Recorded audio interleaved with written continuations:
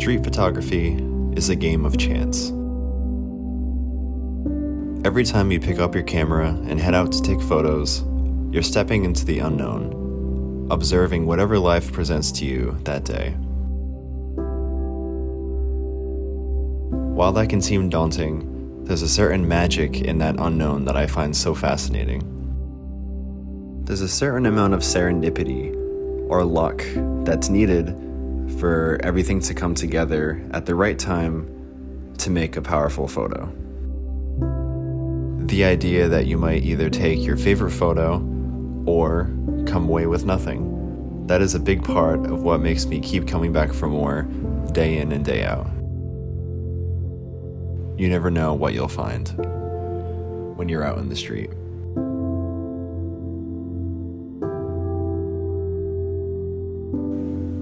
So the last month or so, I've been feeling really inspired when I go out to shoot. And I think in part that has to do with one mindset shift I've made in my practice. I want to share that with you and a few other things that I've just been thinking about when I'm out shooting lately that I think have helped a lot. Overall, that idea is that we make our own luck.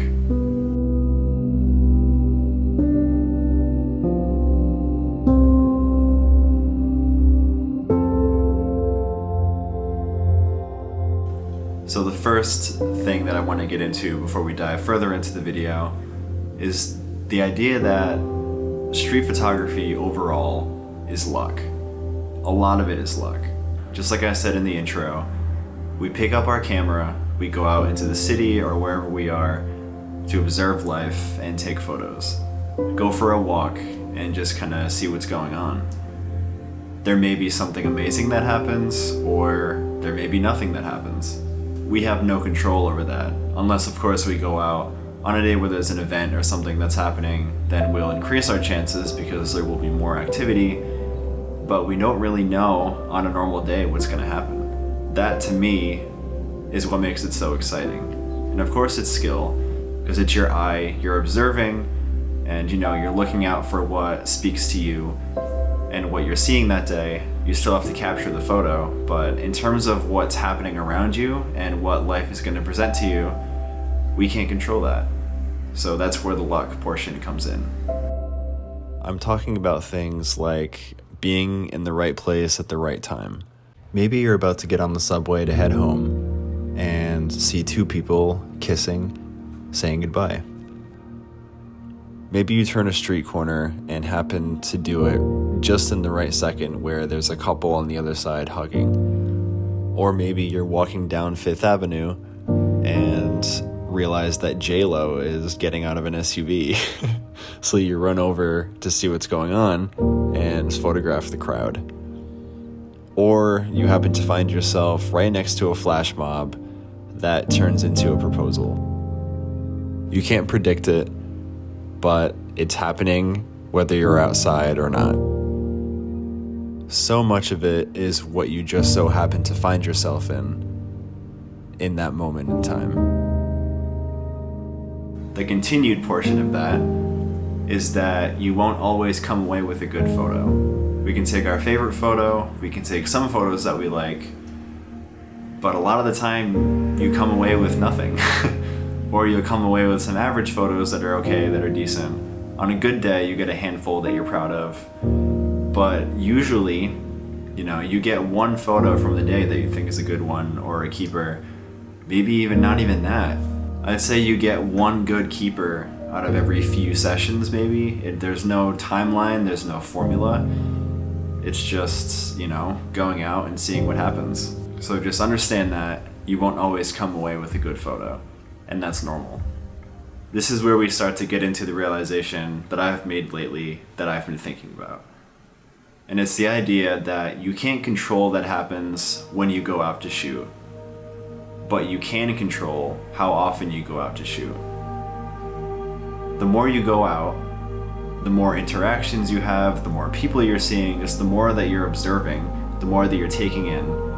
It makes sense that you will only increase your chances of seeing something interesting or seeing something cool. Seeing those moments in time that you may get a keeper from. that's when I started thinking about the whole idea of making our own luck.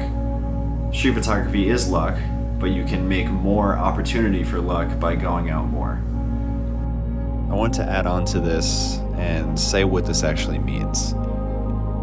In general, it means just making more opportunities for yourself to have your camera in your hand. And I know we're all busy, myself included. I do work a 9-to-5 job Monday to Friday.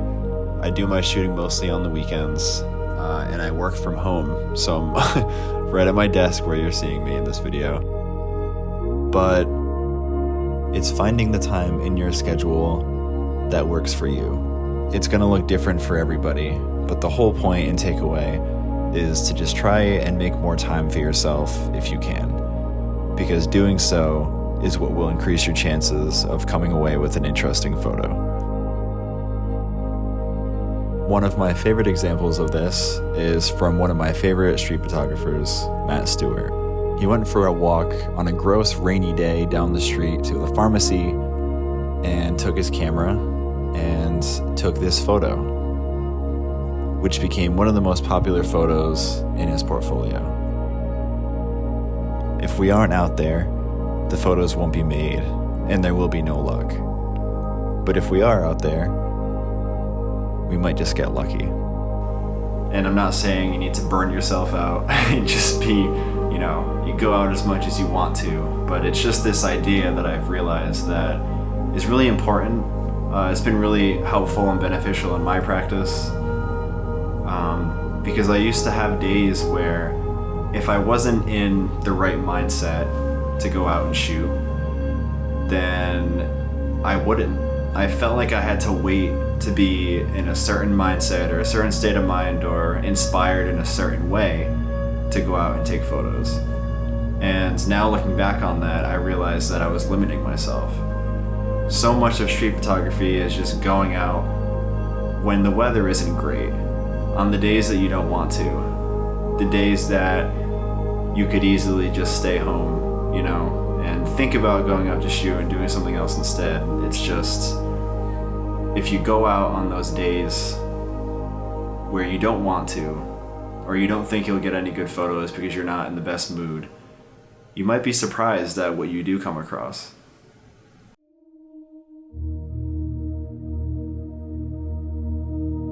Another thing I love about street photography, to add on to that, is that it really is a reflection of your inner self. It's gonna get a little philosophical, but I love this part about it. It's really fascinating to me that how you're feeling internally, you will see those scenes in life happening around you. Something about me is that I'm a bit of a hopeless romantic.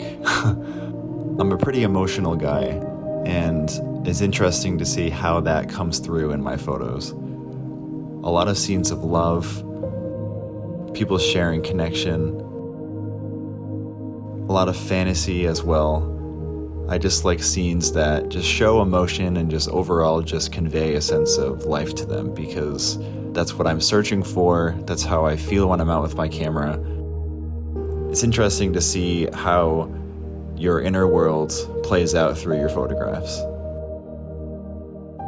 And the way this all ties together with my point is that you shouldn't not go out just because you're not feeling great, because you could be selling yourself short from coming away with photos that show an array of emotions, not just happiness. And that might not be something that you notice while you're taking them, and something instead that you realize when you come home and look at the photos later. Something I wrote in a recent Instagram caption that I did say New York, just because that's where I am and that's where I'm shooting, but it can be applied to wherever you are as well. It's more about the process of wandering and just going for a walk with your camera and just seeing what happens. But I wrote, New York is a beautiful place to wander and see not only what life in the city presents to you, but also what you find out about yourself in the process. That aspect is what this video is all about. It's just going out with your camera and seeing what happens. And that could mean you take photos you like, or you come away with nothing. But just the act of going out and shooting and wandering with your camera is, in my opinion, the part that I love the most. As long as you're doing that, having a good time, that part of it is so important. Because, you know, as long as you had a good day just being outside, then there's really not a whole lot to be upset about, you know? You didn't waste your time. You got to be outside, going for a walk, you know, getting exercise. Maybe you run into a few people that you like shooting with. You guys talk, and maybe you get a coffee. You know, it's just, I love that part of it so much. It really is about just going out, letting go of control, you know, walking a route that you like, maybe taking an entirely new route, switching it up, because sometimes that helps too. I sound like a broken record, but just going out and seeing what happens. And this act of letting go of control and being out with my camera and enjoying the experience of that and being present is what's allowed me to connect more with the photos that I'm taking. And allowing everything to unfold in the moment is what's led me to taking more photos that I'm happy with. It just takes the pressure off. It's just so fascinating to me that the world we see when we're out with our camera is a reflection of how we're actually feeling, and our upbringing and our lives and just what we've been through. That is what gives us our unique voice, and that's what we see when we're out shooting. That's a whole other topic for another video, but still, it's just, that is very fascinating to me, and it all just ties together with this idea that you're only going to increase your chances of finding something interesting if you're out there shooting with your camera.